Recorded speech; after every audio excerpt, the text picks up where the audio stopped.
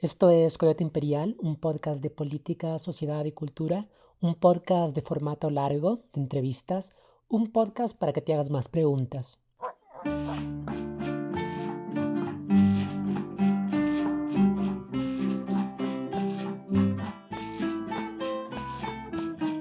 Capítulo 3. Feminismo para el placer.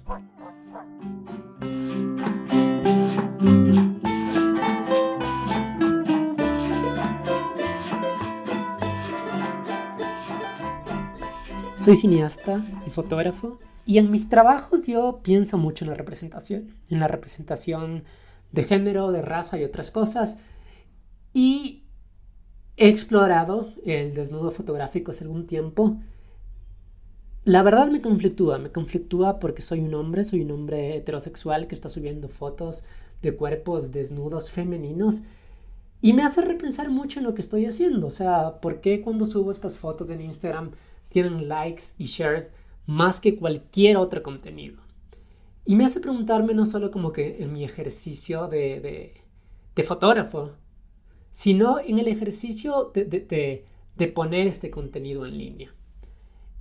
Hay muchas discusiones alrededor del cuerpo, alrededor de la sexualidad, ideas sobre la objetualización, ideas en las que se atraviesa la violencia, otras donde más bien se reivindica el papel de la mujer. Por eso quería hablar con alguien sobre el tema. Así que, bienvenida, Paula. Claro, hola JJ, gracias por invitarme. Yo soy Paula Cuesta, o @amableloca, ahora en la época de la virtualidad y los usuarios. Y no sé, soy estudiante de sociología, vivo en Buenos Aires, pero soy quiteña y, y creo firmemente en el feminismo del goce y el placer. Interesante como introducción. Explícame por qué ¿qué es esto? O sea, del feminismo, del goce y del placer. Em, creo que, creo que el feminismo viene un poco a revolucionar, digamos, nuestras vidas y creo que se presenta en muchas esferas de, nuestra, de nuestra vida, de nuestros sentires, de nuestros pensares y demás.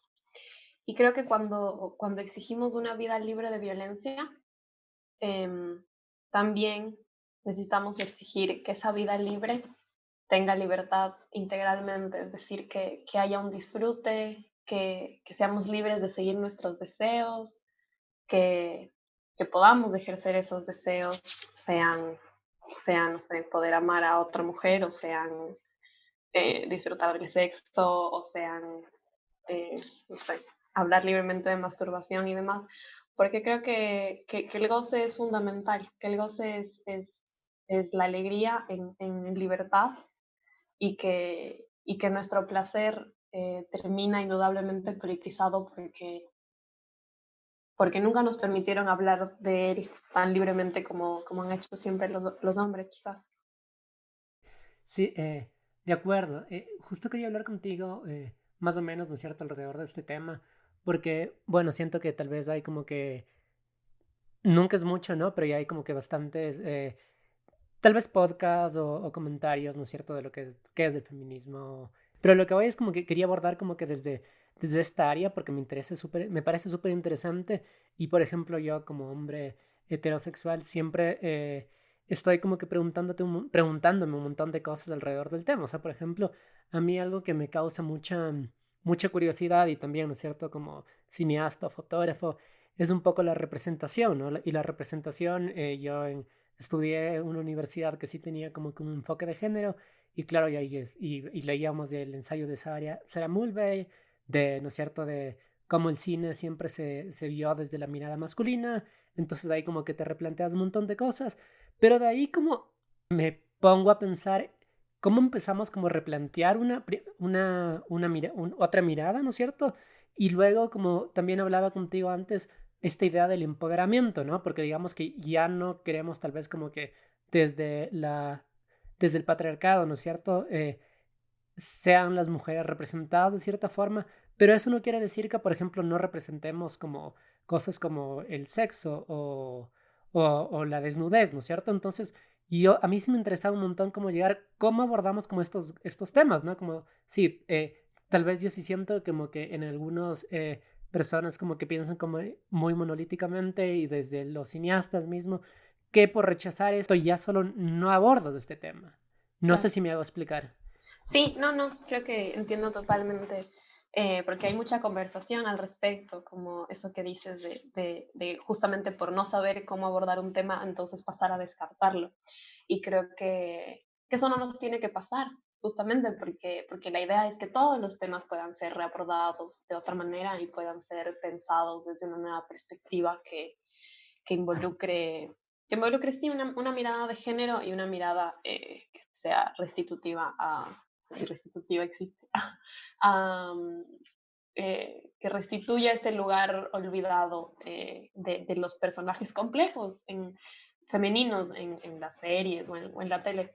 Yo ahora justo como para esta conversación vengo viendo una serie británica, una comedia que se llama Fleabag, que es de una actriz y guionista, ella es la protagonista de la serie, ella la escribió también, primero fue una obra de teatro, se llama Phoebe Waller-Bridge, que es muy graciosa, es feminista y es muy, muy graciosa.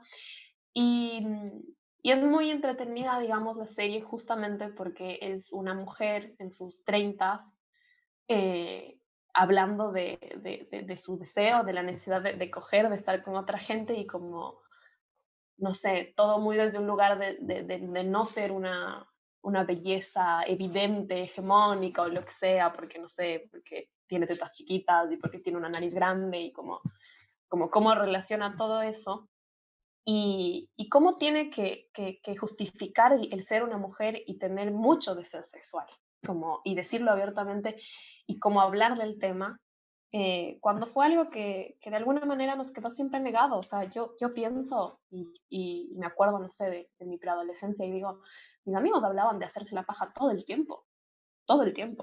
Y yo recién pude tener conversaciones con mis amigas sobre masturbarnos y tal, no sé, como un poco más grandes y quizás también porque tuve un entorno en el que eso pudo suceder, pero muy probablemente hay mujeres que no lo han admitido, que no han tenido la oportunidad de conversar abiertamente sobre algo tan vital como la masturbación. Y entonces pensaba en esta serie justamente porque eso, porque este personaje habla mucho de masturbarse, habla mucho de querer coger y como, no sé, de reivindicar eso, de poder nosotras mismas hablar de nuestro deseo que está igual de presente que el deseo de los hombres, digamos. Lo que pasa es que un poco fue esta visión de, bueno, en nosotras se ve como pecado, como que no corresponde, como siempre este papel de ser más rígidas, más, no sé, cautelosas, recatadas, y, y no poder hablarlo libremente y también con mucho desconocimiento. Hay una escritora también que se llama María del Mar Ramón, que es una escritora colombiana que vive acá en Buenos Aires, que tiene un libro que se llama Comer y coger sin culpa, o Comer y tirar sin culpa en su versión para Colombia y para Quito también, como decimos tirar, que habla también de esto como de reivindicar como la paja como acto político, en el sentido de que no sé, en un mundo en el que lo sexual fue siempre muy pensado desde la penetración y todo muy, o sea, muy falocéntrico y tal, hablar de que los orgasmos de las mujeres tienen mucho que ver tienen que ver con muchas más cosas que simplemente alrededor de los penes. Yo pienso en todas estas discusiones, ¿no es cierto? Como por ejemplo que como esta reeducación eh, sexual o del deseo de otras cosas, y muchas de las páginas que existen, ¿no es cierto? Tienen como educación sexual feminista. Y para mí como hombre, ¿no es cierto? Yo heterosexual, la primera como que, ¿no es cierto? Como que la primera imagen que tengo con esto es como preguntarme, ¿esto es para mí también? Porque, no sé, a veces siento como que yo tengo que entrar al feminismo o a este movimiento desde otro lado.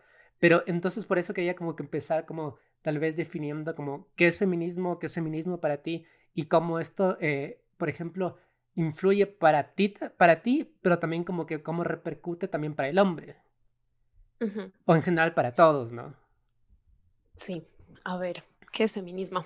Qué complejo. Primero empezaría diciendo que no hay un feminismo, sino que hay feminismos y que creo que es una perspectiva súper importante a tener en cuenta que yo intento pensar siempre en mi militancia o sí, en mi militancia o en mi accionar, porque detrás de decir que hay feminismos en plural se esconde esta maravillosa idea de la interseccionalidad que habla de que sí, las mujeres somos oprimidas en tanto mujeres porque por, por, por un mandato de estereotipos de género se nos asignan ciertas características, se nos permite ciertas cosas y se nos niega otras, entonces de ahí va todo en torno a esta restricción de la sexualidad, ¿no? Esta idea original del pecado original de Eva, em, que creo que ejemplifica mucho como qué lugar estuvimos, qué lugar destinaron para nosotras.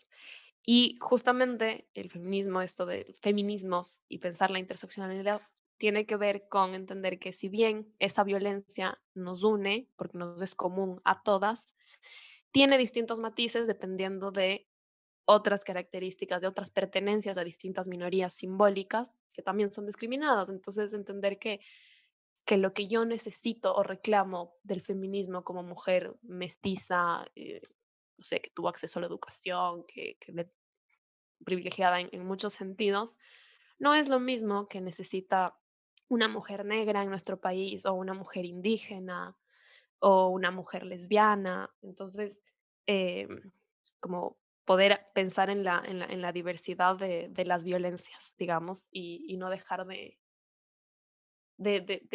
nombrarlas y de visibilizar cada una. Y entonces, en ese sentido, creo que el feminismo, o sea, o la educación sexual o pensar sexualidad desde el feminismo tiene que ser desde esa perspectiva de reconocer toda la diversidad que se alberga dentro y sí creo que también es para los hombres. Sí, totalmente. Porque creo que justamente si es que si es que creemos que el feminismo tiene un potencial de transformar las cosas y de modificar los modos en los que nos hemos relacionado y de incidir en la educación y que puedan construirse nuevas masculinidades, por ejemplo. Entonces, evidentemente tenemos que creer que los hombres pueden empaparse, digamos, del feminismo o pueden aprender y rescatar algo de ese contenido, de esa movilización que generamos. Porque si es que no creemos que el feminismo puede transformar y que es, digamos, que renunciamos a pensar que puede haber otra masculinidad posible, entonces no estamos yendo hacia ningún lado. Y más fundamentalmente con la educación sexual, eh, es una gran herramienta que ha sido impulsada desde el feminismo para tratar, por ejemplo, temas como el abuso infantil y tal, y como construir una relación distinta con los cuerpos desde la infancia. Acá al menos hay una ley de educación sexual integral desde el 2006 que se sigue peleando porque se le aplique en todo el territorio, pero que introduce esta nueva perspectiva de una nueva relación con el cuerpo, una nueva relación también con las distintas orientaciones sexuales, con las distintas identidades sexogenéricas, y es como poder discutir de estas cosas en una edad temprana, en el momento en que los niños se están formando, que hace que sea mucho más accesible, no sé, que es como más orgánico de alguna manera. Y esa es una disputa que ha dado el feminismo por también eso, construir otras infancias, también en libertad. Em, ¿Cómo sabes de alguna organización o alguna campaña que exista en Ecuador, por ejemplo, parecida? La verdad, no tengo ni idea. En Ecuador, no sé. Ha sido más bien súper polémico, o sea, durante el gobierno de Correa fue súper polémico que la política pública del gobierno, digamos, para ocuparse de los embarazos adolescentes, que nosotros en Ecuador somos del tercer país de la región con mayor cantidad de embarazos adolescentes, es una situación súper grave, súper preocupante. Muchos de ellos, además, o sea, los embarazos en las niñas directamente son violaciones, ¿no? Em, en un momento la política fue el Plan Familia, que era liderado por una mujer que pertenece al Opus Dei. Y la política como que recomendaban, digamos, era la abstinencia. Entonces, como el enfoque que tuvimos fue desde ese lugar completamente irreal, porque, porque más bien creo que es tan necesario que la educación sexual sea desde la información y desde la claridad y la transparencia. O sea, yo pienso en la educación sexual que muchísimo recibimos, que solamente se enfocaba en como, bueno, no tienes que quedar embarazada y no tienes que contagiarte sífilis. Es lo único que tienes que saber sobre sexualidad. Nunca nada sobre el consentimiento, nunca nada sobre el placer, nunca nada sobre el deseo, como, no sé, como siempre enfocado en eso, en todo lo negativo que viene del sexo y lo peligroso que puede resultar y esta intención de asustarte al respecto de eso. Y y creo que eso es súper contraproducente, porque entonces el momento en que tú no tienes acceso a esa información desde una entidad como es la escuela o desde tus padres, lo vas a buscar en otros lados. ¿Y qué va a pasar? El consumo de pornografía, por ejemplo, que es tan alto en la adolescencia, bueno, no sé si solamente en la adolescencia, que la gente mira porno, pero me acuerdo mucho igual otra vez de esto, de mis compañeros hablando mucho de hacerse la paja, hablando mucho de los videos porno que veían y aprendiendo una concepción del sexo que es completamente irreal. O sea, en la pornografía, en las industrias más grandes, ves los videos son una cosa súper estandarizada, de cuerpos estandarizados, de, eh, no sé, como o sea, todas las situaciones son una cosa que no se parece en nada a lo que ocurre cuando efectivamente dos personas eh, cogen entre ellas. Em, Claro, un poco de eso me acuerdo que una cineasta de acá también decía, por ejemplo, que mucho en la pornografía mainstream, ¿no es cierto? Las mujeres no son sujetos de placer, por ejemplo. Y por otro, ¿no es cierto? Como tú dices, hay muchos feminismos. Hay un feminismo, por ejemplo, que rechaza completamente la pornografía en general. Pero en cambio, ¿no es cierto? Hay otros como que hasta tienen como eh, este adjetivo de porno feminista, ¿no es cierto? Como justo para reivindicar eso, esta idea del sujeto de placer. Eh, ¿Cómo encuentras tú como esta discusión? ¿Dónde tú sitúas? ¿Cómo entendemos esto? Digamos que ¿es realmente la pornografía solo violencia? ¿Puede haber como otra forma? ¿Puede hablar como que algo más como erotismo? No sé. O sea, ¿cómo empezamos esta discusión alrededor como de la representación sexual eh, cruda, Ujú, ¿no? Que es la pornografía. claro. Sí, a ver, yo creo que primero diría que esta lucha, digamos, o este sector del feminismo que se opone a la pornografía mainstream, creo que es completamente coherente con lo que, digamos, estaríamos pensando desde el feminismo, de decir, bueno, no solamente que nuestros cuerpos no están representados en esa pornografía, los cuerpos de los hombres tampoco, además, sino que siempre se manejan unas lógicas que son súper violentas y hay como, como que se alimenta el deseo no sé, de someter, de que el sexo involucra someter a la mujer y que involucra que todo sea alrededor del placer del tipo, digamos.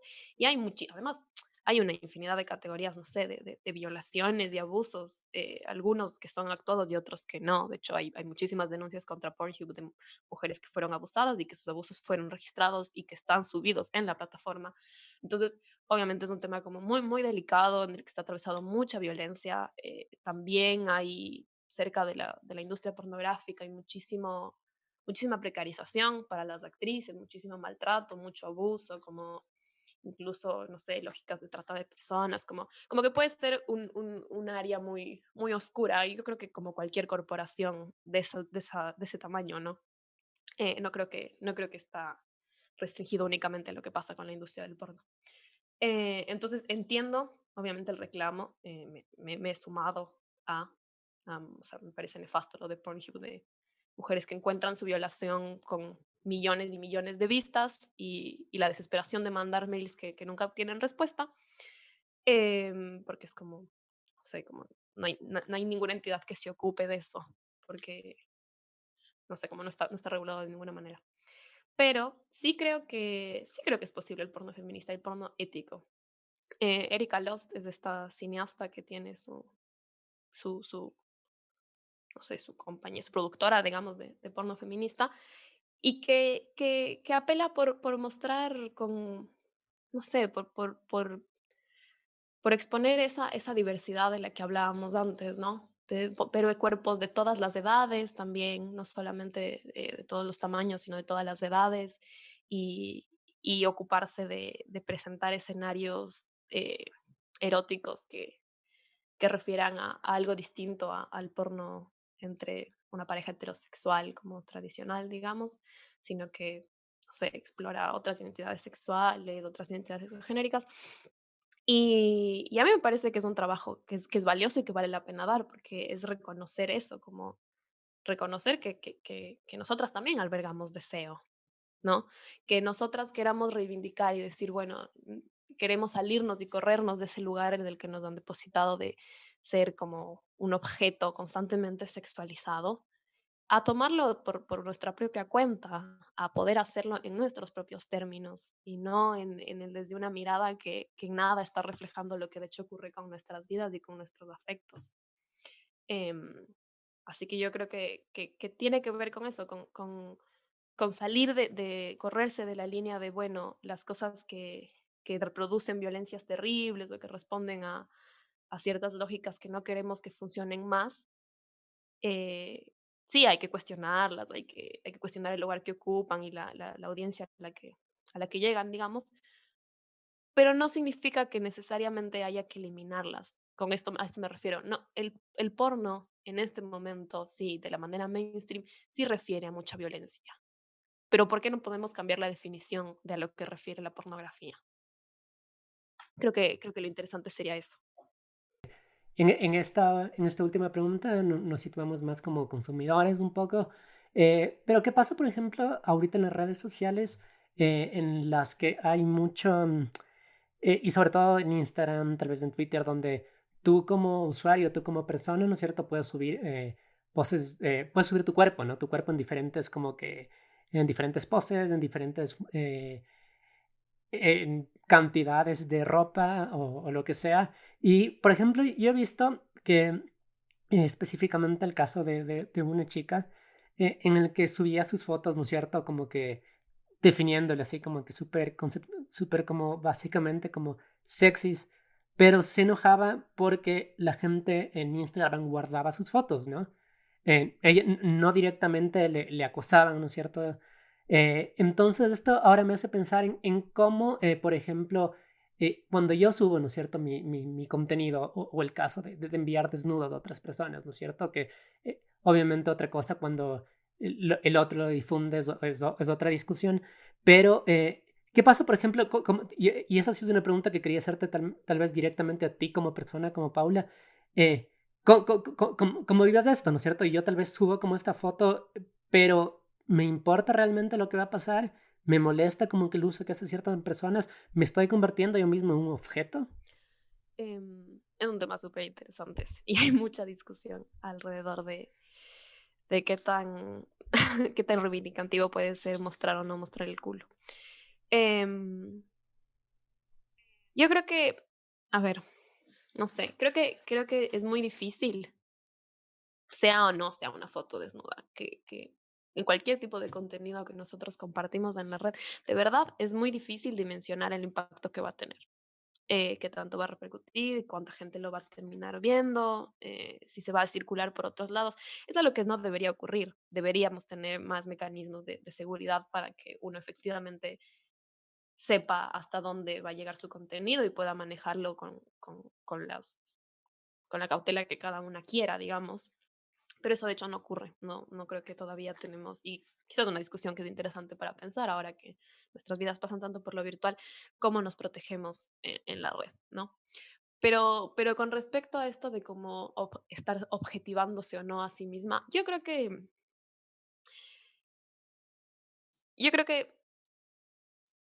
no existe el estar objetivándose a una misma por su cuenta sola, digamos, ¿ya? Porque cuando hablamos de que las mujeres hemos sido objetivadas y presentadas como este objeto sexual o como, no sé, como dos tetas y el culo y nada más, em, ha sido siempre justamente desde una mirada que no, desde voces que no nos pertenecen, ¿ya? No sé cómo explicarlo mejor, pero Pensemos en la publicidad, por ejemplo, y que la cantidad de anuncios de, no sé, un auto, una hamburguesa, lo que sea, cosas que no tienen nada que ver con un cuerpo de una mujer, que están acompañados siempre de alguna mujer semidesnuda con unas proporciones medio irreales y una piel perfecta y todo perfectamente parado, medido y calculado, como para hacerlo más deseable, ¿no? Que está vendida al mismo nivel que el producto, es decir, no tiene mayor profundidad que la hamburguesa que está al lado que están promocionando. Entonces, cuando nosotros hacemos ese reclamo y decimos, bueno, nos han puesto en ese lugar históricamente, nos han relegado a ese lugar del objeto sexual deseable, y siempre deseable además hacia la mirada del hombre heterosexual, porque el momento en el que una reivindica eso y decide mostrarse desnuda o mostrarse sexy o mostrarse sugerente, digamos, no sé si es la mejor palabra, em, bajo sus propios términos, si es que tu cuerpo se corre de esa medida ideal, de repente entonces eres una desubicada o eres una superficial o eres muy promiscua o lo que sea, como que siempre que ocurre desde nuestros propios términos, como que molesta, porque no está pensado para satisfacer ese deseo del hombre heterosexual. Entonces yo sí creo que ahí puede haber algo reivindicativo en mostrar el culo. Después hay una discusión de, bueno, si es que eres una modelo, no sé, con un cuerpo ideal, con el cuerpo estandarizado de cómo debería medir, no sé, el 90, 60, 90 y el culo perfecto, sin celulitis ni estrías, tal. Y lo estás mostrando, ha habido discusión del feminismo de decir que no hay nada reivindicativo ahí porque no está haciendo nada distinto. Eh, y yo, la verdad, creo que si bien hay culos más disruptivos que otros, porque hay culos que resultan más, no sé, que se ajustan más a esta misma lógica de ser deseables y otros que no. Creo que como reclamar ese lugar de nosotras poder enunciarnos como sujetas que desean y que quieren mostrarse sexys y que se sienten cómodas en su cuerpo de mostrarlo así como es. Entonces, claramente hay una reivindicación, porque nos dijeron siempre que eso no era lo que correspondía, que no era la imagen que uno debe presentar. Hay como esta dualidad de que por un lado sí, no sé, las mujeres tenemos que ser siempre bellas y vernos siempre perfectas y siempre impecables y todo un mandato de ser esos seres deseables y hermosos y, no sé, como etéreos de alguna manera. Y por otro, también ser recatadas y ser cumplidas y ser como, no sé, esta expresión de ser material como para esposa, digamos, de que no es demasiado sexual, que no es demasiado provocativa, que no muestra demasiado, que no le importa demasiado cómo se ve, como porque su rol pues, va hacia otro lado. Entonces, es como esta dualidad de, bueno, al mismo tiempo que tienen que verse deseables, ustedes no tienen que desear.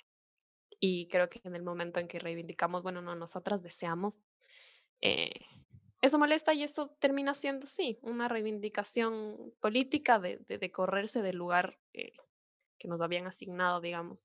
Y después, hablando un poco más del empoderamiento que habíamos mencionado antes, creo que es una palabra que está muy gastada en este momento, que quizás ya perdió perspectiva de qué carajo refiere, porque hay algo que quiero problematizar con respecto a esto de mostrarse y de reivindicarnos como, no sé, como nuestra sexualidad y mostrarnos y tal.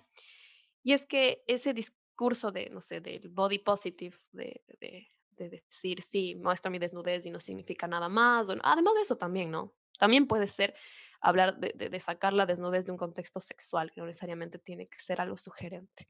Pero bueno, ese es otro tema, creo.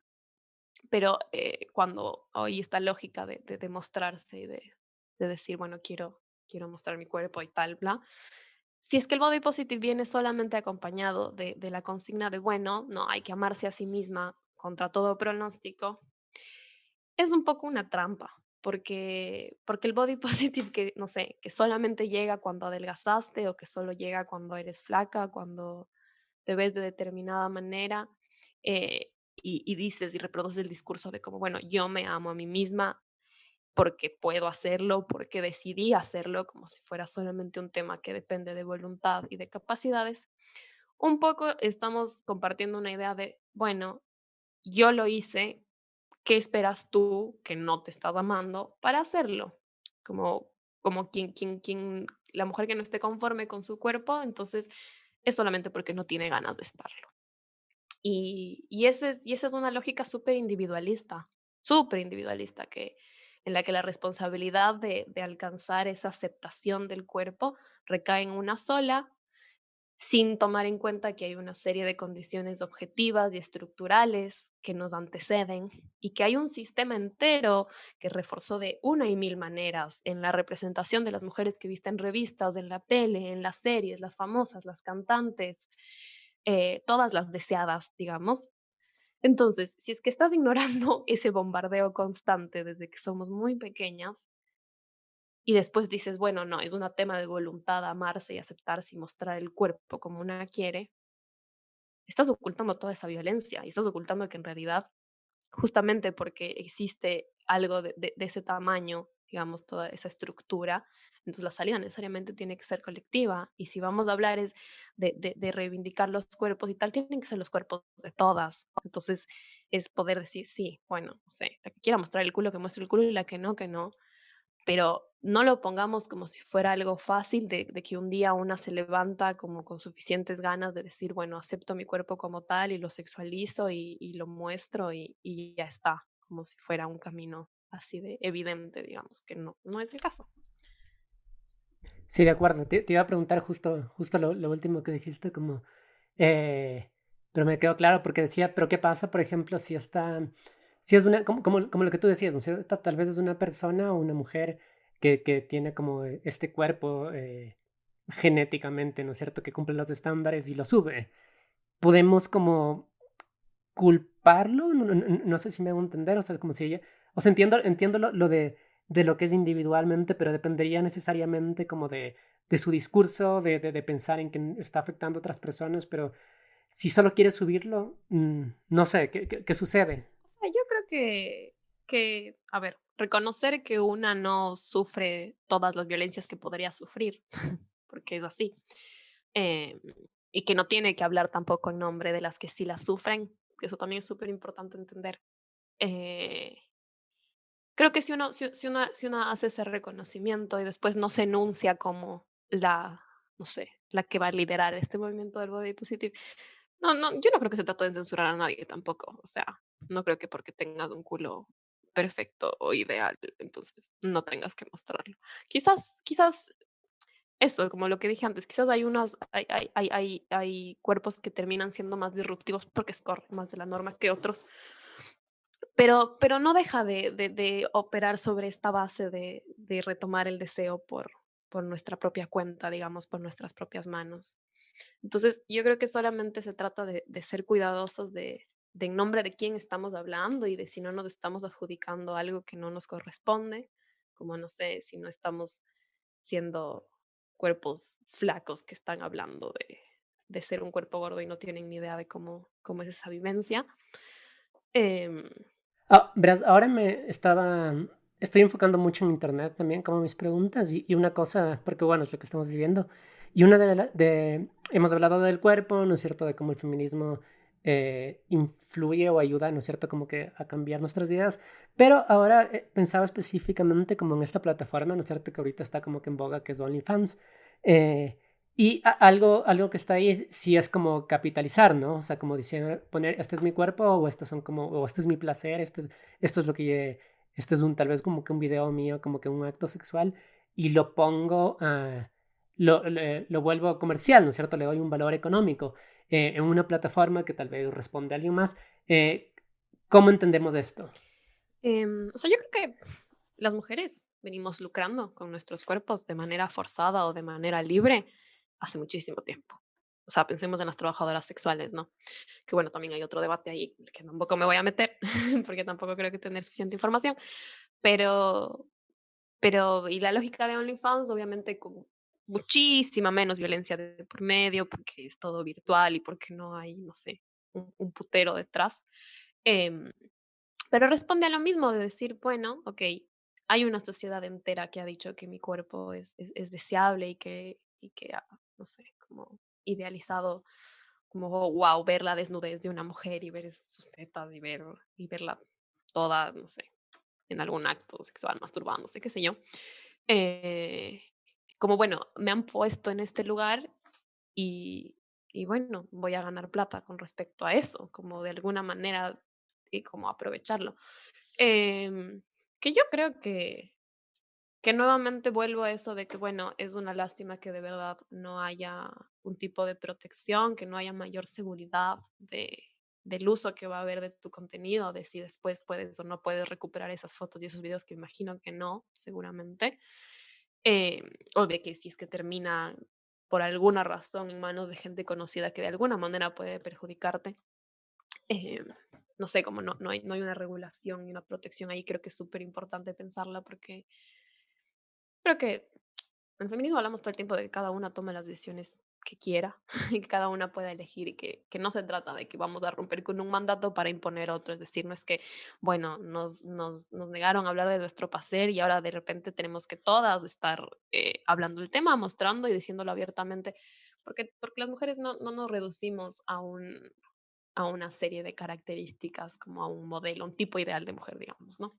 Sino que somos diversas, o sea, muy, muy diversas y quizás alguna tiene ganas de mostrarse y alguna no, y no va a tener ganas jamás y está perfecto. Y la idea es que cada una pueda hacerlo de manera segura y de manera libre y en sus propios términos y con mucha información al respecto de las implicancias de lo que está haciendo, ¿no? Em, y creo que la exigencia podría ser esa, como, bueno, mayor protección, mayor información. No tengo muy claro cómo es la remuneración de las cuentas de OnlyFans y tal, pero estaría bueno saber qué tanto de ese dinero va directamente hacia ellas, de verdad, cuánto del ingreso de su trabajo lo están percibiendo ellas y no está yéndose a otro lugar y no está cobrando la plataforma mucho más dinero que las chicas que están ofreciendo su contenido, que hay un trabajo ahí, yo creo que es legítimo y que, no sé, como juzgarlas o tildar de, es que están siendo funcionales a la objetivación del cuerpo femenino, me parece que es desde de una moral espantosa que no comparto y que no creo que es lo que deberíamos denunciar desde el feminismo, porque se contradice con esta idea de las vidas en libertad y en plenitud. De acuerdo. Ahorita yendo un poco más hacia la activación o hacia la educación, eh, yo estoy de acuerdo, por ejemplo, que cuando en términos generales, tal vez en Ecuador y tal vez en todo el mundo, cuando una mujer como es, habla de su deseo, ¿no es cierto? Es una puta, sea lo que sea. ¿Cómo trabajamos o cómo eh, logramos como eliminar esa idea, ¿no? O sea, como que de decir no, o sea, solo es otra persona hablando de su deseo. Es una pregunta que yo me hago un montón y yo lo he escuchado así como que en personas cercanas, o sea, como en amigos, utilizando ese término para una man que solo habla de su deseo, o sea, y como nosotros estamos hablando todo el tiempo. Sí, como porque hay una parte muy importante de las relaciones que se construyen entre varones que son alrededor del deseo, sí, no sé, de las fantasías, de las tipas con las que estuvieron, de sus experiencias sexuales, del consumo de pornografía, qué sé yo, como que está siempre abierto esa conversación, está siempre disponible para ustedes y a nosotras nos la hicieron vivir con mucha vergüenza.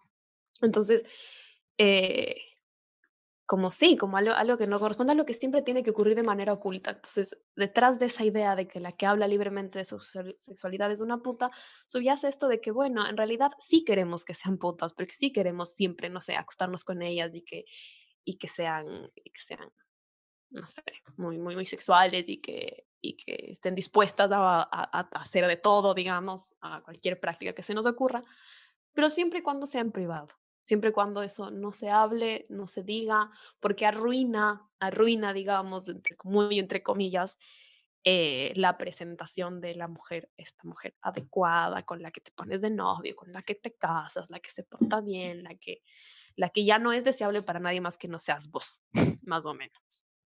Em, y yo creo que ahí vuelvo a esto de la educación sexual. integral en los adolescentes, sobre todo, de que pueda haber esa misma libertad de relación, de exploración con tu cuerpo en chicos como en chicas, que no tenga que verse como una cosa que solamente están permitidos hacer unos u otros. Em, no sé, creo que una manera de generarlo también es que es muy importante, igual sí, que hay mujeres que están haciendo este trabajo públicamente de hablar de su sexualidad y hablar de su deseo y hablar de que nosotras también, no sé, nosotras también queremos coger tanto como quieren los varones. Em, y que son mujeres que están dando esta conversación de manera pública como parte de llevar su militancia, digamos, y que eso permite que lo veamos como algo cada vez más común, como algo cada vez más natural. O sea, no hay nada más, no sé, no sé si hay nada más natural que el sexo, digamos, ¿no? Que la sexualidad que es tan amplia y que abarca tantos aspectos de nuestras vidas y que uno de los géneros, si lo pensamos, bueno, no sé, de manera binaria, las mujeres cis o los hombres cis, porque las otras identidades sexogenéricas ya hacen una transgresión con muchas otras cosas, y entonces creo que quizás desde ahí el punto de partida de la sexualidad ya está problematizado de otras maneras. Em, Igual como para la gente que está escuchando, yo creo que sobre todo en Ecuador, por ejemplo, es algo de lo que no se habla, pero nada, casi nada, que es del consenso. O sea, ¿qué es el consenso? O sea, como parece una pregunta súper básica, el consentimiento, perdón. Parece una pregunta súper como que básica, ¿no es cierto? Y elemental, pero qué es el no, ¿no? Y que genera como con esta discusión de que el no es no, pero implica más cosas también, por ejemplo, como yo siempre pienso en el ejemplo de mujeres como que están casadas, que piensan que no pueden sufrir de abuso sexual porque están casadas, y de un montón de cosas más, ¿no? Entonces, claro, ¿qué es el por estar en consentimiento? pareja. Ajá. Em, el consentimiento, el consentimiento significa que hay un mutuo acuerdo y un mutuo deseo expreso, explícito de querer formar parte de cualquier tipo de acto sexual que se va a llevar a cabo, ya, para decirlo así, como de una manera quizás más elaborada. Y que además es una cosa que no es un pacto ni un contrato al que uno una vez que se accede no se puede renunciar. El consentimiento es algo que debería estar presente, que debe estar presente en cualquier tipo de interacción afectiva y sexual, en cualquier encuentro que uno tenga, porque, no sé, haber accedido a estar besándose no significa que accediste a que después haya, a que después tengan sexo, y haber accedido a, no sé, a cierto acto no sexual tampoco significa que accediste a todos los demás. Eh, y el consentimiento se manifiesta de muchas maneras. El consentimiento se puede manifestar de manera verbal. Creo que es súper importante que podamos pensar que en el sexo tiene que haber comunicación, que no es cortanotas preguntarle a la otra persona si la está pasando bien, si está disfrutando, si le gusta esto o si prefiere otra cosa, como porque y ahí vuelvo a lo del porno, digamos, esta idea de que no, es como el porno es, bueno, dos personas que se encuentran por una situación X y de repente están besándose y de repente ya están desnudándose y de repente están cogiendo y haciendo absolutamente todo y en ningún momento median una palabra más que no sea alimentar la lógica de sí, lo estamos haciendo súper bien o no sé, o excitar al otro. Y, y eso como que termina ignorando la parte de que te estás relacionando con otra persona en ese momento y que tienes que ser muy consciente de que uno está en una posición muy vulnerable al estar teniendo un encuentro con alguien. Estás vulnerable en todo sentido, no solamente que estás desnudo, sino que estás, no sé, como expuesto de alguna manera. Y, y esa es una situación, digamos, delicada, o sea, es sensible, somos sensibles en ese instante. Y, y si es que alguna de las dos personas o más no la están pasando bien y no están sintiéndose cómoda, entonces ahí no hay deseo, ahí no hay placer, porque el placer no puede pensarse de una manera individual de esa forma. Entonces, si es que vos estás encontrando placer en una situación en la que la otra persona no está cómoda, eso se llama abuso sexual. Así, directamente, porque estás forzando a la otra persona a que haga algo con lo que no se siente cómoda o cómodo. Y entonces es muy importante que se pueda hablar, que estemos seguros de que la otra persona está en condiciones de dar su consentimiento. Una persona que está borracha, una persona que está drogada, una persona que está dormida, que está inconsciente, no está en condiciones de dar consentimiento. No existe el consentimiento en esas situaciones.